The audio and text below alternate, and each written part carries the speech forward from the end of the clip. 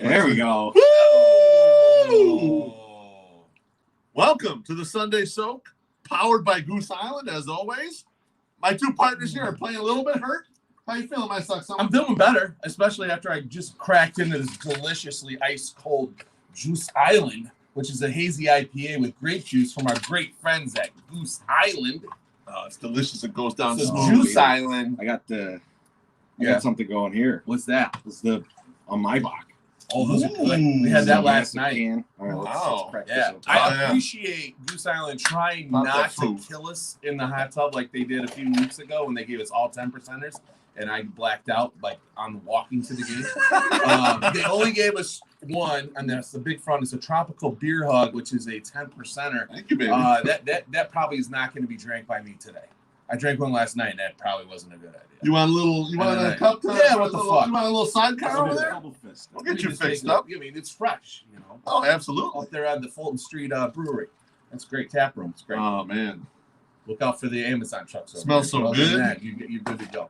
Baby. All right. Well, we always start the Sunday Soak with the humble brag. Yeah. We're going to give that to my Sox Summer today. And I'm going to give it to my daughter, my oldest, little Miss Shortstop, who got into a classical school in Chicago. There are 12,000 applicants and only 500 seats available, and she was one of them. Oh, So snap.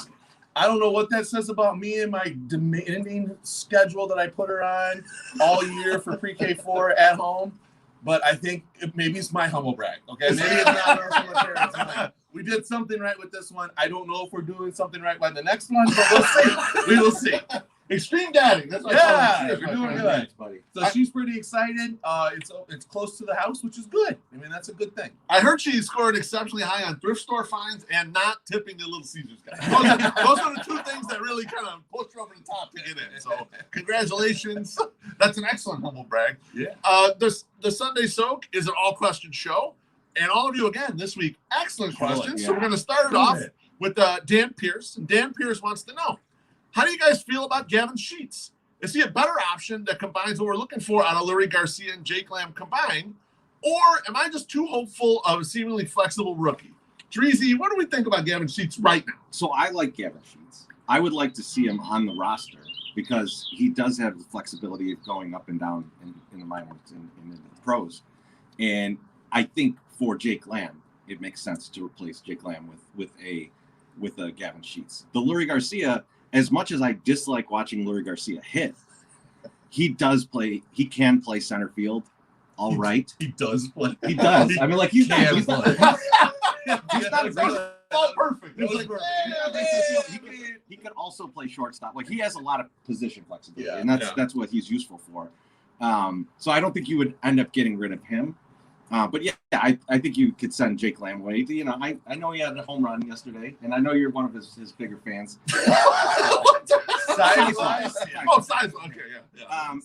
But yeah, I'm not too excited about Jake Lamb. I feel like there is room for Gavin Sheets on this roster, so I don't see why not bring him up. My Sox Summer, what do you think? If he's not playing with Bush anymore, he's more than welcome to come play with our team. He's a pretty good looking guy. Maybe Glenn Stefani will come hanging around, checking around for a little bit. We'll see. No, that was when I first saw it. I was like, Gavin Sheets. I was like, Who's that? He's in Bush. No, I know who Gavin Sheets is. The guy's he's a brick house. I met him at the Sox Fest breakfast, the last one that they did in 2020. Yeah, I guess it was 2020.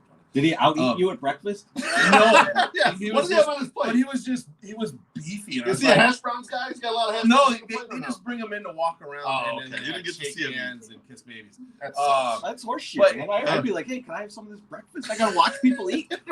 Well, as we know, Watch all these fat people eating. I don't even get any. as we know with White Sox fans, the unknown is always the best option. If we don't know what it is always the best option. Much like Urim and Mercedes, we're going to have to wait till either Jake Lamb or Lurie Garcia gets hurt. Then we might get Gavin Sheets. Well, see, I think if Lurie gets hurt, you just get more Danny Mendick. Right? Yeah, I think that's right. You know, yeah. Gavin Sheets isn't that flexible. Gavin Sheets might be able to fake a corner outfield like we're faking corner outfield with Andrew Vaughn and Danny Mendick and a bunch of other people that aren't really outfielders. One thing about Gavin Sheets, he's already 25 years old, so I don't necessarily think he's much of a trade asset. No. Also, he's not really much of a prospect anymore. I think he's one of the guys that you hope if you have some injuries and you got to bring him up to play a spot, that maybe he'll hit enough for a month where it doesn't feel too terrible. I mean, that's kind of the lot in life I feel like he kind of has at this point. It is interesting though, and you guys can back me up on this. I mean, what not out there on the Twitters, but Clinton Cole and James Fox and a lot of the future Sox guys were all kind of like, it's weird that they're not kind of pushing Gavin Sheets a little more because he did hit at the levels where you're like hoping a Blake Rutherford hits, hoping a Mick Rodolfo hits. He actually did hit at those levels. So weird they've kind of never given him a real shot. And they didn't even have him at the alternate site last year, if I remember correctly. Like he was kind of out of it. Then they brought him to Arizona and he hit the shit out of the ball. So I don't know. We'll see. Maybe we'll get a shot at him. I don't think he's a replacement for these guys. Definitely not a replacement for my guy, Jake Lamb, who's hitting the tire out of the ball right now. Treasy. I mean, it's the best you could hope for. A guy who plays once a week. And then when he does show up, he hits. So that's nice. I got no problems with Jake Lamb right now. He waves to us. When we yelled at him right when we got the first game, I think he played, or the second game, I don't know. But anyway, we yelled, "Hey, what's up, Jake?" And he's like, "Yo." That's only because he didn't hear me tell you that he played that ball in the corner like Colin Keller. That's the only reason he said that. All right, next question is it's from a blue check mark. Our guy Shane Harmon. And Shane says, if one of the 108ers has to hit the IL, who's the top prospect from White Sox Twitter to be called up to be in the Sunday Soak? My Sox summer. You want to start? Shane Harmon. We'll have him fly all the way over here from Australia, jump right in this fucking shit. New Zealand. Whatever. They're the same in my eyes. Shane will love that. Yeah, exactly. Jason will love that. That's a joke. Gonna catch some hands. No, I mean we know who we're picking, and because he's already been in here, and it's Matt Namnam because he looks basically the same as me. He is younger. He's more. He probably won't get a cramp in the tub. So probably we don't know. Yeah, but he's definitely the no one go to for me. Yeah, I think I think the other guy you mentioned somebody, so I think you could go with yours. Yeah, no, I got a secondary guy, but just to add on with Matt Namnam, this specific format is a unique format for doing a show because you're kind of getting the questions lobbed at you last second, and you got to go off the cuff a lot. And Matt does a great job of that. Like he's done a great job of that with us in here, so he's a real nice fit for this kind of replacing any of these chairs here.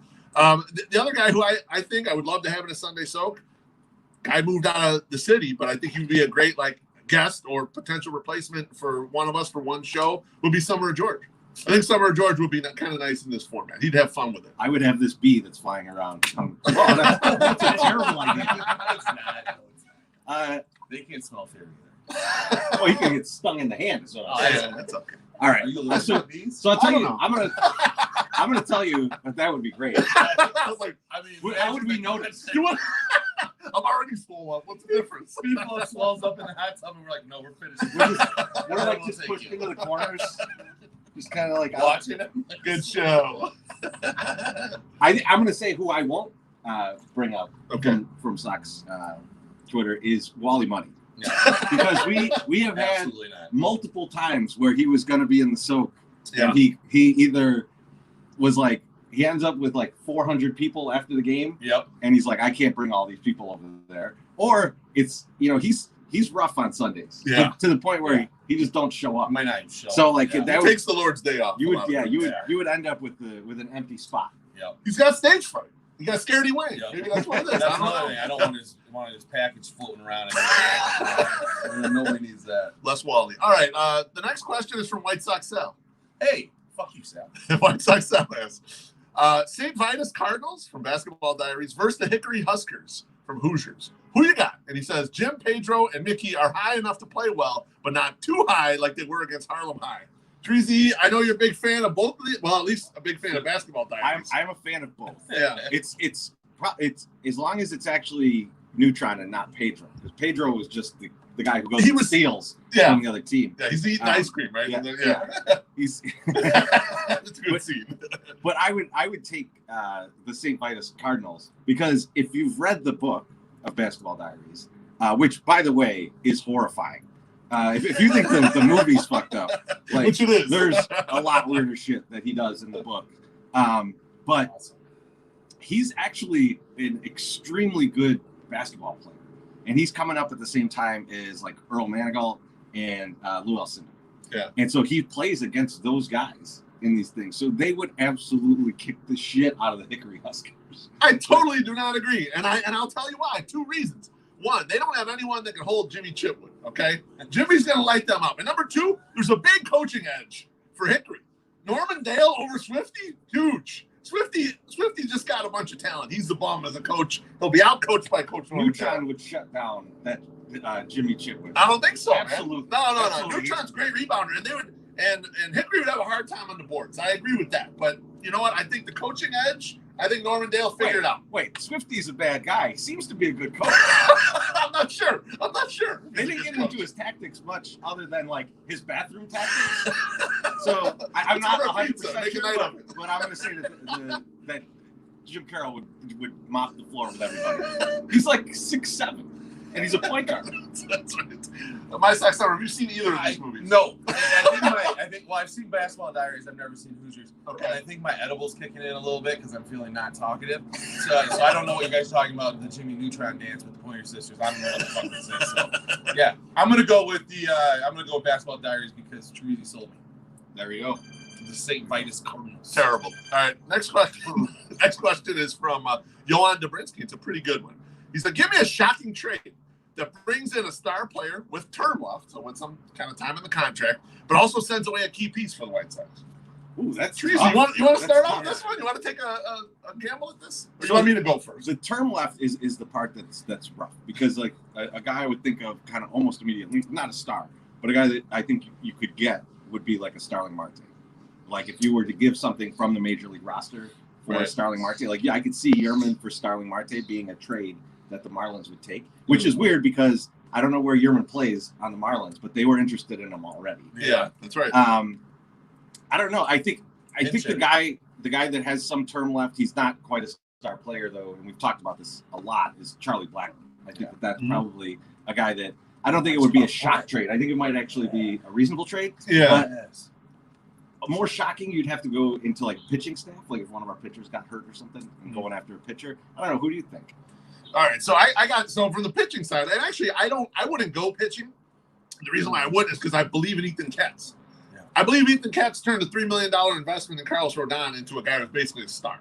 Yep. So let's say Ethan Katz has some ability at doing that sort of thing.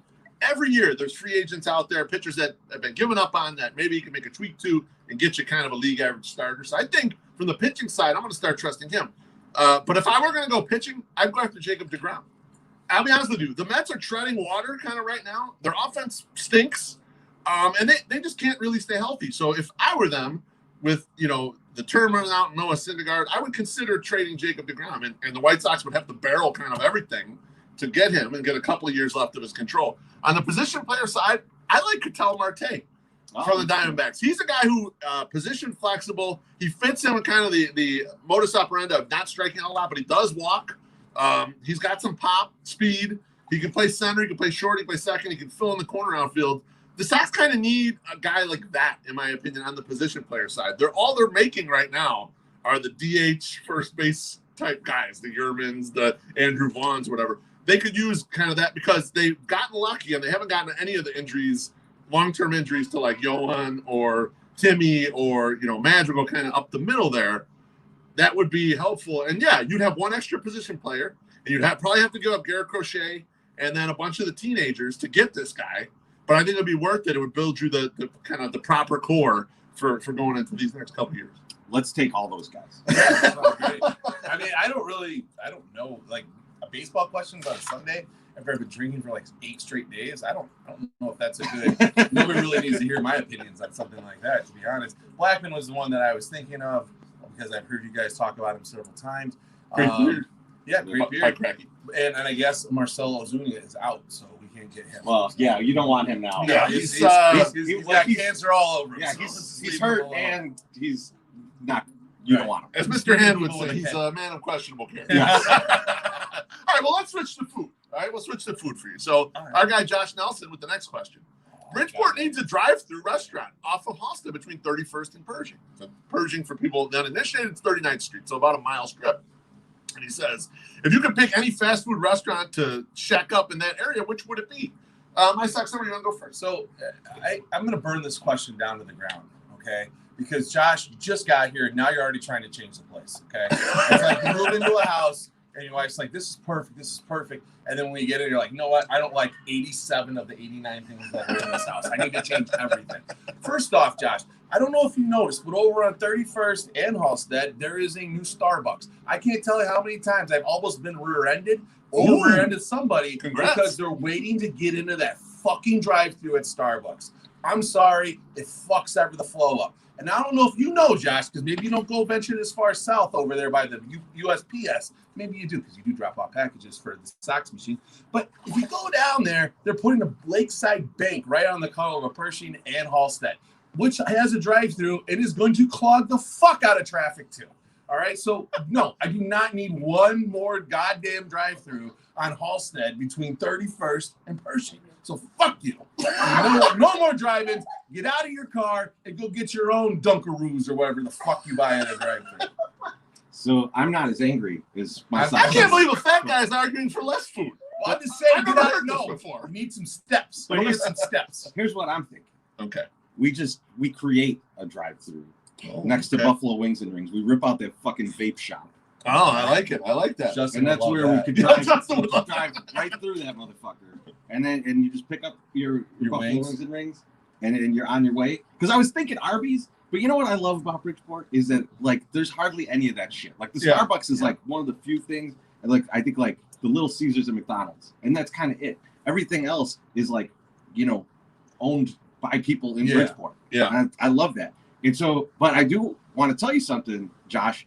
You got to look over at Connie's because Connie's got the drive-thru. Connie's does have a drive-thru. Like, we need more of those. Like Punky's needs a drive-thru. Like, let us drive on the sidewalk and pick up from that window. The thing is, Connie's has the drive-thru, but you got to order in advance. You ain't gonna roll up there and say, "Hey, can I get a pizza?" And they're like, "Yeah, pull over, 45 minutes." And they're like, "Yeah, you got to put the order in, and then you can go pick it up." Like, Hey, everyone's got a fucking phone now, man. It's not that difficult. I'm just saying. I want to clarify what we're talking about. I know I'm hungry in 45 minutes. There's gonna be one person that's gonna be like, "I drove over to Connie's. And they told me it's 45 minutes." And Tracy told me to go to the drive-thru, and let's go to the drive-thru. It was an hour. Like, it wasn't hot and ready. Shit, guess you should have went to Punky's. I totally disagree with these guys. Give me a goddamn Wendy's right on 37 where there's empty lots there next to Shallers. I mean, now I don't have to order $40 worth of Wendy's to the house and order the extra fries to make it seem like it's for extra people. Did you really order $40 worth of Wendy's to the house? I thought that was just a McDonald's. I have done that in the past. I didn't do it today. I think you should give everyone the secret so that like they know how to do an order like that. Where you order the extra fry. You got to order the extra fry, and then they think it's for multiple people, even though it's just for you. When it's like all the spicy nugs and sandwiches and a quarter-pound double stacks and everything. And they're like, "Oh, this is for multiple people," and it's not. It's for me. I have definitely been at Arby's, like downtown, where like they hand it to me in like the bag, and I'm just like kind of sad because I'm like, this was for here. All right, next question is from Chris McGowan, and Chris says, with farmers market season picking up in Chicago, what are some of the 108ers' favorite veggies to eat? Oh, dude. Wow, veggies, huh? I guess I'll go first because I don't eat many. You don't eat. You're not much of a veggie guy, yeah. Well, I do like veggies. Butter. I like bell peppers a lot. I put that in a lot of different shit. And, like what? What do you put it on? I put it in like tacos and like in. Okay. And if I make like a hash in the morning, I put them in there. You don't like spicy stuff, do you? I'm not a big spicy guy. Okay. Why, you want to give me some spicy stuff? No, I was gonna say like if you jalapeno goes on a I would taco better than a green. I would take a habanero instead of a jalapeno. Okay. Even though it's hotter, I just don't like the flavor of the jalapeno. A jalapeno mixed with some of the others. Interesting. No jalapeno for me. I mean, I like it in like a pico de gallo. Oh yeah. But yeah, mercy. So green pepper. I just wanted to see what else you were putting. Green pepper. Brussels sprouts. Yeah. Brussels sprouts, guys. Brussels sprouts with bacon. I mean, the vegetable that keeps on giving, asparagus.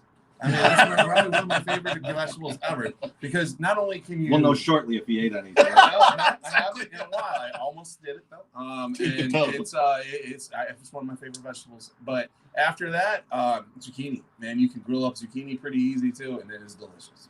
Oh man, this is a good question. I mean, I like tons of vegetables, but I guess one thing specifically, I get maybe some heirloom tomatoes or something like that. Something that I'm not eating kind of all year round. Like I'm always looking to pick up certain things. Or another thing, it's too early in the season for it. My Sox Summer usually gives us the hookup from Farmer Matt. It's sweet corn. Now, sweet corn is going to be a little bit later, right, in the summer. Yep. But that's another delicious treat. Like I think we excluding Treasy. I think we eat lots and lots of vegetables. My Sox are not. You would never believe it from looking at us, but it's the truth. That's why we're so fat. The sweet corn from Farmer Matt's farm is like, it's one of those things where you hate the regular corn after you've had it. It's hard, Yeah. I'm having some bullshit corn now. Like, 4 years for $1. This is shit. Yeah. Selmy's Farm Market over on Dixon Avenue in Rock Falls, Illinois. Unpaid ad. All right. Free ad. All right. And the last food question is from that asshole Matt Ramsey. And he says, "You're stranded in the middle of nowhere with no food. Which of Beeflo's pets are you eating first for sustenance?" First off, well, so I mean, I guess it's got to be. I mean, I think we're all going to answer this. It's got to be Cappuccino. Yeah. Because it's the biggest, so you have to kill the least. Well, right? So you only got to take one kill down. And Cappuccino's barely aware that he's alive anyway. It's not true. That's what I'm thinking. I'm taking Cappuccino also, but I'm taking because he's the one I fear the most will kill me in my sleep. So you have to kill him first before he kills you. That's a good idea. So I mean, that's like every stay alive faction, right? Like you just kill the people that might kill you. So Cappy. I mean, I hate the idea of this question in general, and we're not killing Cappy first because we can shear his fur and we'll cover up. We have like a blanket out of his fur. So and he also we can do that when he's dead. He's a big, but we'll only get one. We'll only get it once. I'm saying we can it will keep regenerating. Your hair grows, my Sox. I'm not sure if you know that. Before you grow another coat, dude. I don't know what you're. Also, he's a big aggressive male that could help us hunt things. Okay, that's why Morton would not go first either, because Morton can help us hunt his body. All right. Exactly. We're gonna get killed. We're in the kill zone. Yes, we're not lot G. You're not lot G. It says lot G. Middle of lot G is what he says on the question. It's where we're in the kill zone. I didn't even realize. Fuck this question. Fuck Matt Ramsey for even asking. All right, let's get back to some baseball stuff. Oh boy. Carrie wants to know more homers this year, Madrigal or Eloy? I'll let Treasy go first on this. I'm gonna say Eloy, but Madrigal will hit one today. How about that? That's good. That's good. How about you, Eloy is definitely going to take. Eloy is going to have more home runs. His first game back, he's probably going to go 3 for 3 with 3 homers. Wow. That's a clean sweep from us. Yep, all right. Brewhan Luke is next. He says, the Nationals game recently, there was a streaker that ran across the field during the rain delay and decided to crawl through the tarp tube on the field. He said, which member of White Sox Twitter is most likely to do this? I have a really funny response, but I can't say it because it's mean. But Wally's going to be the one that would crawl up. He's not. He's too lazy to run. He knows how to hide for the cops, bro. He's too lazy to run. Have you ever seen Wally run? Because I have not. I've seen him walk, and it's not good. I'm going to say it's Luke. Because he asked. The fact that this was in his mind of like, oh, man, who of us would do this? Yeah, and he likes to run. I don't know if he likes to run nude, but you never know. Maybe. He's into the dead. We're talking about how he's got a banana hammock. I don't think it's him because he can handle his booze. That's true. It's usually someone who can't handle their booze who does that shit. But maybe he wants to do this and he just needs a little liquid courage to do it. Could be. My vote, easily Steve-O. No, I see Steve out there. That's a good completely naked out there. Actually. Yeah, that's all right. That's all right. He's cranked up on a fucking 5 mag and he's got like 6, beers. Brewski's in him and he's bouncing around and like, Steve, go ahead, run out there. He's like, but I'm a teacher. They're like, don't worry about it. You'll be fine. All right, next question is from Liam Menus. And Liam says, what do you think about having the extra $42,600 by not sending your children to Harvard Westlake High School? Now, hold on a second. Before we talk about how expensive Harvard Westlake, I think Liam Menus is a little false flag in here. I could be wrong, but I believe he went to St. Ignatius, didn't he? Oh, he was a St. Ignatius grad because he knows a certain friend of ours who used to coach at St. Ignatius. That's the expensive school here. Yes, exactly. St. Ignatius, you broke the window to get into that fucking place. Oh! Damn. So I don't know if I take this question from him. Shoot this one? Yeah, go for it. Oh! What do you guys think? What are you going to do with an extra $42,600? Oh, I mean, mostly beers. So I mean, we would probably, let's see, how quickly could we go through 42,000 in Vegas? I would say hours. Yeah, what are we doing? You could definitely put a big bet down. That's true. I mean, I think we would. I think we'd roll up to the craps table, and we would just see if we could turn that 42,000 into 420,000, you know, some free drinks. More than likely, that's what it turns. The most expensive free drinks we've ever had. Yeah. Absolutely right. All right. The next question is from Sox and Swimming, and Sox and Swimming asks, favorite rain delay hideout at the rate that is not the Craft Cave. So this is fucked up right now because there's no vendors. Right. So we'll tell you what we used to do. Yeah. Back when we still had the beer vendors walking the aisles. Yep. We would go out to the ramp outside of gate 2. And then we'd text the vendors that we know. Yep. And see which of them could get out there. And that's also pretty close. Oh, oh yeah. Right over to the defender, too. I was like Jimmy Chitwood right there. Man. I knew that was coming. Jimmy Neutron. Right in his fat face. But we would text them, and then they'd come over, and they would just bring a new tub, and they would just kind of switch back and forth, because when you come out onto the ramp, there's nothing up there, right? Like, so people would just sit out there, and then when the beer comes, like, it was gone in seconds. Like when you remember when we used to have the dollar dog games, and the vendors had the tins of the hot dogs. It was like that, where they couldn't get up like three rows into the section without being empty. Yep. And that's how the beer goes. So so we would do that, and that was always the best way. And then you can also keep an eye on exactly how much it's raining, because you're like right there. Yeah. Now, that one time when there was a lightning storm and it was hitting the rails, that was terrifying. It's a little bit of risk to this move, but I agree, Treasy. This was the way we used to do it, and I wish we could still kind of do it that way. That was nice. And you get groups of people up there, and random people would kind of mix in with each other and talk to people. So it was an area to converse. It wasn't as crowded as the Craft Cave gets, or the bullpen bar used to be, where that thing would get mobbed during the rain. You'd have a little bit of space up there. We could spread out, so it was nice. Definitely don't go to the La Russa Lounge. Fuck that shit.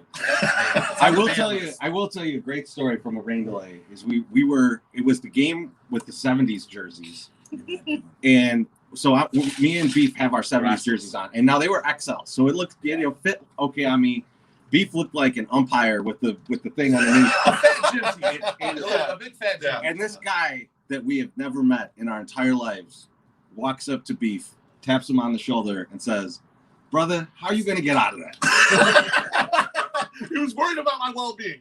I was like, the bottom line. I was like, I have no idea how he's going to get out of that. That's who we met. We thought we were going to have to stop in here. We met them at Rain Delay too, right? That was I was not there. We talked early 2000 porn. It was great times. Oh, hello. All right. The next question is from Chris Quinn, and Chris Quinn wants to know, who's your favorite Masters of the Universe character? Oh. Since this is nerdy cartoon shit, I'm going to go to Treasy first. You keep going first every time. What is no? You said you were getting high, and you're not something. I am high. You said I'm high, and I don't want to talk, so I'm going to let him go first. I'll take a very obvious answer then, so that you could get Okay. really deep. I'm not gonna get real deep. The overall universe, Yeah. Masters of the Universe. Yep. But I will take Skeletor. Okay. Skeletor is my favorite. That's how I'm going to look soon. You'll never be that skinny. No, actually, Skeletor. Yeah. Skeletor is like they all have the same. a ripped meth addict. Yeah. Like, he's just got this huge body, and then his face is turned into just like, a skeleton. Now, he lived in Snake Mountain, right? That was Yes, his thing. yeah. Okay. All right. This is coming back. Which I I So just he sold may- to Skate Mountain. so he may be- for $50. Look at how he went down. You know why? My Sox number thinks the IRS is watching this. He goes, I sold it for $50. Yeah. No, they didn't. They don't sell for that much because everybody had them. I'm starting to think that Skeletor was important. He's a big jack dude living on Snake Mountain. Yeah. And then he's did too much drugs. Now his face is all falling apart. This feels, He's blue. He's a 80s porn guy. Yeah. And he got his face Stu Unger. Now, who's yours? Basically John Doe. No, I'm gonna let you go next. No, you go next. I don't even hardly know any of these characters. I know, that's why I wanted you to go. Go for it. Beastman. Easy. He was a big orange fucking crazy dude. And it was also one that I never got as a kid. And I was like, always wanted that. I had like Beastman envy. And I'm going to tell a real quick sidebar because these are fun little stories. Yeah. When I was at summer camp one year at Camp Benson, out in it's not Milledgeville, but I think it's Milledge. I don't know. Out there somewhere in the sticks. But I was on the bus and they were passing back the thing of bubble yum. Like everyone got a piece of bubble yum. Like this chick was awesome. Just give us gum all the time. And we didn't have to do anything for it. She just gave it to us, which was very nice, especially at summer camp. But I picked out one of the pieces, and it says, "Congratulations, you have won the Masters of the Universe contest from Bubblegum." And I was like, "This is dope." And I don't know if you guys remember, they had this huge contest, and this guy like gets it and he goes, "Oh wow!" And then he shows up and he has all the shit, like all of the He-Man stuff. So now, guess who's Mr. Popular at the fucking camp now? Me. Guess who fucking gets to dance with a chick at the camp? Me. All because of the fucking Bubblegum, right? So I'm killing it, right? Killing it. I send it in, right? And I get a message back, and they're like, "Congratulations, you won." And they sent me one fucking figure, and it was Cyclone, which was like one of the worst fucking Masters of the Universe figures ever. I mean, like at the camp, everyone was like, "Dude, you're gonna have every fucking toy." And I'm like, "This is gonna be so awesome." Like, I love this. And then I got one back, and I was like, and that's when I learned that life is a bunch of fucking scams, man. They tell you you're gonna get one thing, and then you get something else. It's fucking horrible. You know what I'm thinking right now? What? I'm thinking that some very nice person gave you this piece of gum, and then you won the thing from it, and you didn't give it to that person. She was like in her 20s, dude. She didn't give two shits about it. Oh, okay. I didn't realize it was an adult. I thought it's an adult. So free gum, free toy. This is all bullshit. That's how my Sox summer lives his life. Just so you guys know. I don't think I know. And first off, Beastman was awesome. I thought for sure he would pick She-Ra. Okay, that was number one. Number two, I mean, I don't know enough of the character, so I'll pick He-Man only because He-Man has the cum face gif that's on Twitter that I absolutely love. That's So Prince Adam. That's Prince Adam, though. Oh, that is it? That's his, He-Man? well, it is. But that's It's when he's his alter yeah, ego when he's not He-Man. Yeah. Fuck, I don't know enough of this nerd shit. You guys really got him on lockdown, man. I appreciate that. No wonder you guys got laid so much. I'm impressed. We were like 6 when this shit was on. No, upset you guys. You got upset. It's just a joke. You act like because I know who Mossman is. Like, I can't get that. Mossman was awesome. I had Mossman. He was awesome. I had Mossman too. Fuck you. Did you have Mossman? I had Mossman. I had Beastman too. So fuck you. Dude, so I was at We had the toys, I remember. I was at a garage sale, and I bought this guy's Masters of the Universe collection, so I had Beastman, so I own it, but I immediately sold it for like $15. So, I'm sorry, $5. Beef doesn't know all these characters because when he was 8, he was too busy getting pussy.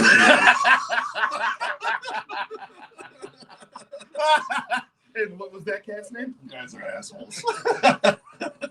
All right, the next question is from our guy, Barry Bag. Barry has to say. All right, this is a little bit of a long one, but I think it's something we need to address in here. He says, what's your take on the White Sox not honoring tickets for the rainout for a future game or simply being able to exchange like we used to in the past?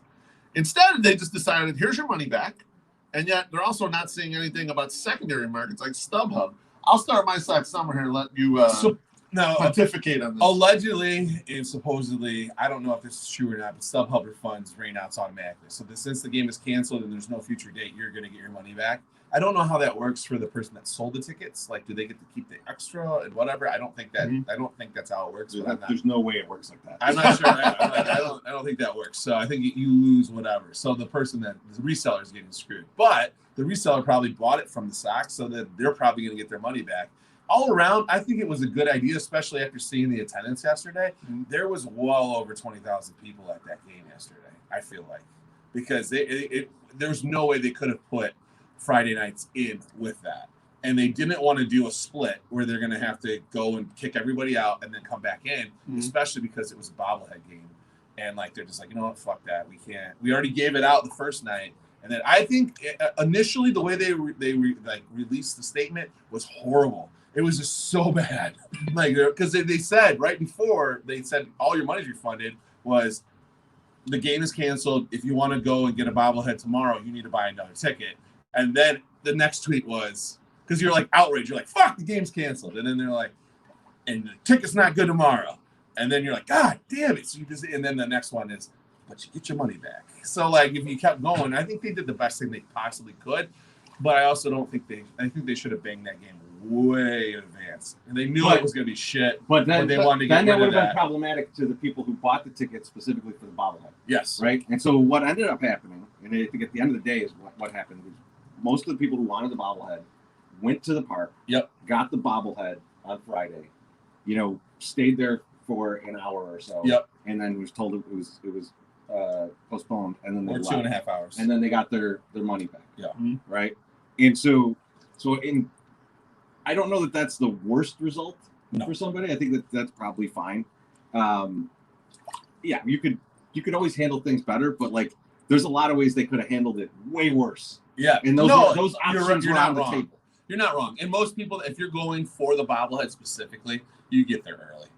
I mean, I talked to NWI Steve, and he got in about like 8:15, and they were still passing out bobbleheads. So if you even showed, they still gave you a bobblehead. So I thought that was awesome, and it was also took a lot of like stress out of my life that we got 5 the first night, so we didn't have to worry about the next day as much. You know, you're like, okay, everyone's taken care of with at least one. So now I can go and get my gravy the next day. And I fucking did. It's kind of interesting. All the decisions your head over there. All the decisions recently the White Sox are making seem to be in the vein of they know that they have these commodities, these tickets that they've kind of sold in advance, like almost 2 years in advance, that are worth a lot fucking more now than they were back then. Yes. And so they want to push money back so that they can reprice tickets kind of in the future. You know what it reminds me of, Treasy? It reminds me of in gambling, when you try to do live betting and you get the wheel, the spinner. Then it changes your bet. Yeah, well, here's what they do. If the market moves against you, they take it. So if the thing's less valuable, so let's say the Sox hit a big, losing streak and they weren't as good, they let it stand in theory, right? But as they're going up and trending up, they push it back to you and say, okay, well, you got to rebuy at this other price now. And it feels like there's a lot of that going on right there. And it seems like that's kind of what just happened with the moving everybody around. Like we all had balances due because they moved us to seats that they chose to be more expensive than our season tickets. So I think the White Sox are kind of sneakily doing a little bit of that. I don't care for it very much. They should just come out and say, hey, shit's worth more now, and this is going to be a little more expensive. I don't understand what's happening because the tickets, when we break it down, we should talk about this real quick. I know we talked about it in the podcast, but when I split my ticket, like what it normally was, or like whatever they charged me for this last invoice, it was $23 a ticket, which is about normal, right? Like there's the taxes and the fees and all that bullshit, but they're selling 108 seats for $35 now, like on their site. Right. So everyone that I've talked to from the organization has no idea like why this happened, because I haven't talked to the right person that made the fucking decision. Mm-hmm. I'm looking for you, Brooks. But and I'm kidding. I'm very much kidding. I saw Cornsey make a face, and I'm like, man, Brooks is gonna neuter me next time I go to the fucking park. But no, he'll light you up like Jimmy Chitwood too. But no, do you think, and this is just an honest question, we haven't discussed this, do you think that they are capitalizing on the 108 fame right now and not putting us there because they're like, hey, listen, we want to sell these tickets for more because they've already created something, so let's cash in. I don't think my gigantic ego wants to believe that, but I don't think so. I don't think that either. But I don't understand cashing in on this good team. Yeah, I think they're cashing in on this good team. Yeah, I don't understand why they're using our section versus like why not sell tickets in 110? Like that would make more sense, right? Because that was a vaccinated section. I mean, it's kind of convenient, but it's one of the smallest sections though, and it's not a vaccination station anymore. All I know is that the M&M jacket guy, he's not in his normal seats either. He's behind over the first base or the third base dugout, which is ridiculous. You get M&M guy back in his seats, get us back in our seats, and everything will be just fine. Haven't we heard the story about that though? That there was a falling out between the Sox and them. Somebody told me there was a falling out between the Sox and Windy City Limo. I don't know. So I can't confirm nor deny that, but I heard that he did not get his seats back because there's like a fighting. Go to My Sox Summers OnlyFans page and you'll find out all about that. Next question is from our guy Ray Keeler, longtime guy. He says, park attendance / pandemic notwithstanding, what's one change you'd make to improve the experience at Sox Park right now? My Sox Summer, you go first. I mean,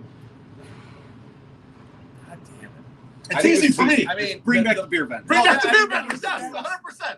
Once you get that going, once you get that going, I thought about it though. I was thinking about other things too, but yeah, that was the first thing I thought of. Yeah, man. I think I've been kind of getting things back to normal, where the beer vendors are coming down, and you got the cooler with the vodka lemonade and all that shit. Once you get that stuff rolling, I think that's going to be good enough. The fan experience is generally at Sox Park really good, and you can find whatever you want, but it's nice to have the convenience when you sit. They got to take credit card. They got to take credit card from the vendor. They do it Wrigley, apparently. They have one at Wrigley. So yeah, it's doable. I mean, that would just make things so much easier. All right. Last question. Close out the show with our guy Juan Uribe's Cup. And he's provided us a fuck, marry, kill. Oh, boy. Here's the 3 contestants. Claire Huxtable, Roseanne Connor, and Elise Keaton. My Sox Summer, I'd love for you to go first on these 80s ladies. 100% marrying Claire Huxtable. right? Because she's just the most solid, easy way.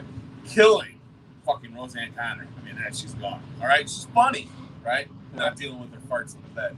And definitely effing Elise Keaton. Elise, is it Elise Keaton? I think it's Elise. Yeah. Yeah. So that's Meredith Baxter Burney. Yes, it is. And like, so I'm the only thing that goes, Yeah, right? great job. The only thing that is in my head is Artie Lang on the Stern Show at one point did this thing where he was talking about how Joe Buck would do really good announcement. Like he would do announcing, and when he would do a Sunday night game, he would have to promo the the show that was coming on, like the Sunday movie or whatever. Yeah. He was like, he was like, that the guy gets hammers that ball, it's a home run.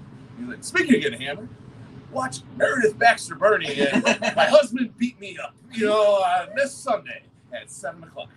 Like he would just work these things into like sort of things. So that's the only thing that comes to my stone mind right now.